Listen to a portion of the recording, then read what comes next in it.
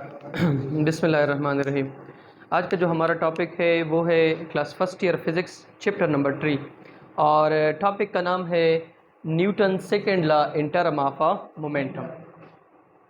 इससे पहले लेक्चर्स में हमने न्यूटन सेकेंड लॉ को भी डिस्कस किया है और मोमेंटम को हमने कल के लेक्चर में डिस्कस किया था।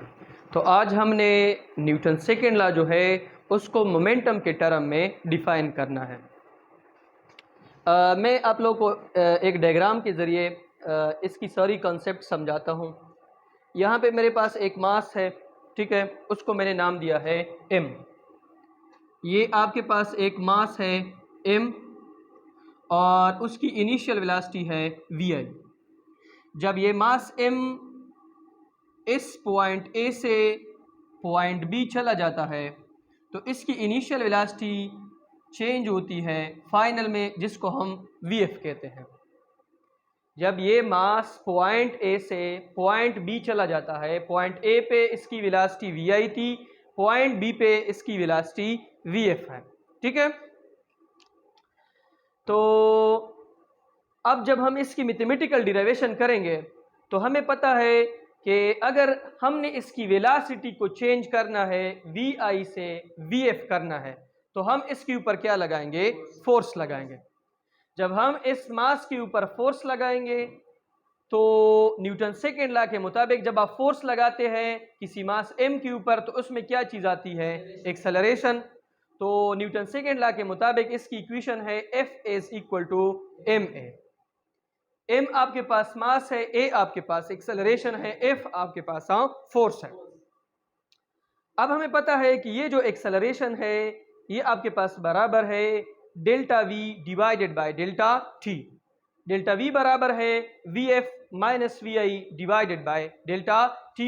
ये हो गया आपके पास इक्वेशन नंबर 2, ये हो गया आपके पास equation number first. Equation number 2 में एक्सेलरेशन की वैल्यू जो है उसको आप किस में पुट करो? इक्वेशन नंबर फर्स्ट में। तो आपके पास आ जाएगा f is equal to m, a की जगह पे vf minus vi divided by delta t।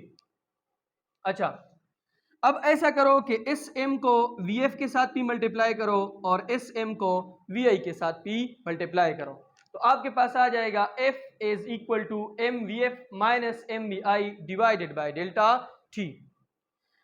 अब हमें पता है कि मोमेंटम की जो जनरल इक्वेशन है वो है p is equal to mv, ठीक है। अब अगर हम इसी पॉइंट के ऊपर इनिशियल पॉइंट A के ऊपर मोमेंटम फाइंड करना चाहते हैं तो ये जो मास m है ये तो कांस्टेंट है, इसकी वेलोसिटी क्या है? vi। तो यहाँ पे मोमेंटम क्या होगा? pi। अब अगर इसी B पॉइंट के ऊपर मैं मोमेंटम फाइंड करना चाहता हूँ तो मास तो वही m है, सिर्फ इसकी वेलोसिटी क्या हो गई? vf। तो यहाँ पे मोमेंटम क्या हो जाएगा? pf। तो mvi बराबर है pi के, mvf बराबर है pf के। ये हो गया इक्वेशन नंबर 4, ये हो गया 5। तो 4 और 5 दोनों जो है इसको पुट करो 3 में। 3 में mvf जो है इसकी जगह पे pf लगाओ और mvi की जगह पे लगाओ pi। तो आपके पास आ जाएगा f इज इक्वल टू के pf minus pi divided by delta t। अब हमें पता है कि final momentum minus initial momentum ये बराबर है चेंज इन मोमेंटम के। तो delta p is equal to pf minus pi। अब pf माइनस pi की जगह पे क्या लगाओ? Delta p divided by delta t। अब ये जो delta p divided by delta t है इसको हम कहते हैं rate of change of momentum, rate of change of momentum. और ये किस चीज के बराबर है? f के। तो इसका मतलब क्या है कि फोर्स की जो डिफिनीशन है वो ये भी हो सकती है कि rate of change of momentum is equal to force. और यहाँ पे f किस चीज के बराबर है? ma के। अब इसके ऊपर यहाँ पे दो MCQs है। पहला जो MCQs है वो है कि rate of change of momentum is 60 kg dot metre पर सेकेंड। आपको कह रहे हैं कि डेल्टा p जो है वो आपके पास है 60 kg डॉट मीटर पर सेकेंड। मीटर पर सेकेंड का मतलब यह है कि डेल्टा t आपके पास कितने सेकंड है? 1 सेकंड। और आपसे अभी क्या मांग रहा है? फोर्स। तो F is equal to delta p divided by delta t। Delta p कितना है? 60 kg डॉट मीटर पर सेकेंड और डेल्टा t कितना है? 1 सेकेंड। तो सेकेंड ऊपर चला जाएगा, F इज इक्वल टू ये हो जाएगा 60 kg डॉट मीटर पर सेकेंड स्क्वायर किस चीज के बराबर है, न्यूटन के, तो इससे आपके पास आएगा 60 न्यूटन।